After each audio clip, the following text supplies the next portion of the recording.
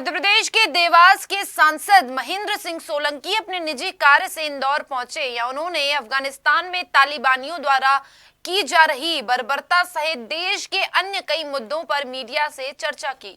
इस दौरान सांसद महेंद्र सिंह सोलंकी ने बताया कि जनता का आशीर्वाद लेने के लिए जन आशीर्वाद यात्रा निकाली जा रही है। देखिए, जो सुरक्षा है वो जनता के लिए है और मेरा ऐसा मानना है कि जिस प्रकार का कोरोना महामारी का संक्रमण काल यहाँ पर चल रहा है, एक कठिन समय है। इस कठिन समय में हम सबको मिलजुल कर काम करना है। सरकार अकेले कुछ नहीं कर सकती, प्रशासन अकेले कुछ नहीं कर सकता। सरकार को, प्रशासन को, जनता को, सबको मिलकर काम करना पड़ेगा। और जो नियम बनाए जा रहे हैं, जो भी प्रोटोकॉल तय किया जा रहा है, वो जनता की सुरक्षा के लिए किया जाता है। इसलिए ऐसी स्थिति में यदि किसी भी त्यौहार को मनाने से के संबंध में कोई नियम बनाए जाते हैं तो नियमों का हमारे आशीर्वाददाताओं को, हमारी जनता को पालन करना चाहिए। बात है साहब, आप खुद भी आज खड़ी मकान लेके 10 किलोमीटर तक पैदल चले, आप खुद भी 10 किलोमीटर तक पैदल चले? जी, मेरी बचपन से ही गोगादेव में बहुत आस्था है और मैं बचपन से गोगादेव जी के मंदिर पर जाकर अपनी माता जी के साथ दर्शन करता रहा हूँ। मुझे इंदौर से आमंत्रण प्राप्त हुआ था कि आप गोगा नवमी का पर्व चल रहा है, उसमें आएँ और छड़ी उठाकर और आप मंदिर तक चलें। मैंने उनके आमंत्रण को सहर्ष स्वीकार किया और मैं इंदौर के रामबाग से छड़ी लेकर चला था अपने साथियों के साथ और मैंने पंडितनाथ पर जो गोगादेव जी का मंदिर है वहाँ पर ले जाकर उस छड़ी का पूजन किया और वहाँ पर गोगादेव जी के दर्शन भी किए। वाल्मीकि समाज हमारे भारतीय समाज का अभिन्न अंग है। एक महत्वपूर्ण भूमिका उनकी रहती है। यदि उनकी कोई मांग है तो निश्चित रूप से सरकार उसको गंभीरता से लेगी।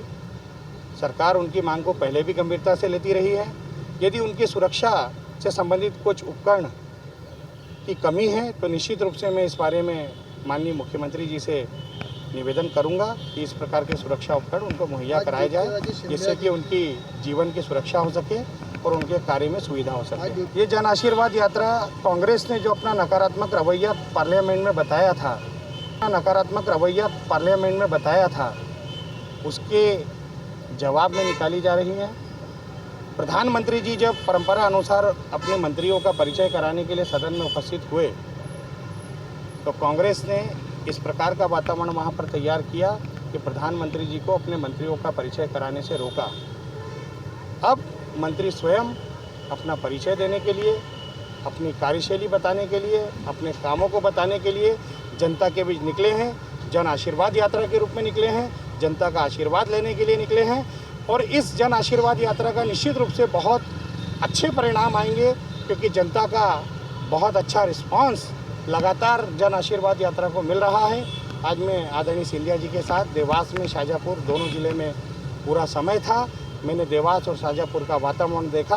बहुत अद्भुत वातावरण था, अप्रत्याशित वातावरण था, अभूतपूर्व वातावरण था और ऐतिहासिक वातावरण था।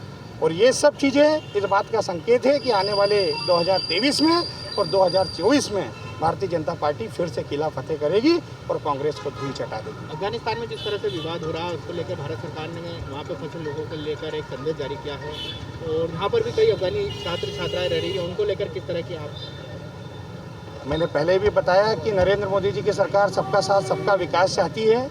जो व्यक्ति भारत में रहता है उसकी सुरक्षा की जिम्मेदारी, उसकी भावनाओं की जिम्मेदारी केंद्र सरकार की है, नरेंद्र मोदी जी की सरकार की है। जो व्यक्ति भारत देश में रहता है उसकी पूरी सुरक्षा का जिम्मा हम लोग उठाएंगे, उसे सुरक्षा प्रदान करेंगे और उसकी भावनाओं का पूरा सम्मान करेंगे। क्या आने वाले दिनों में तालिबान से भारत को भी खतरा है, क्योंकि चीन और पाकिस्तान जिस तरह से तालिबानी हुकूमत की बात कर रहे हैं? नरेंद्र मोदी जी के नेतृत्व में भारत की सरकार, भारत किसी भी कठिनाई से का सामना करने के लिए पूरी तरह से तैयार है।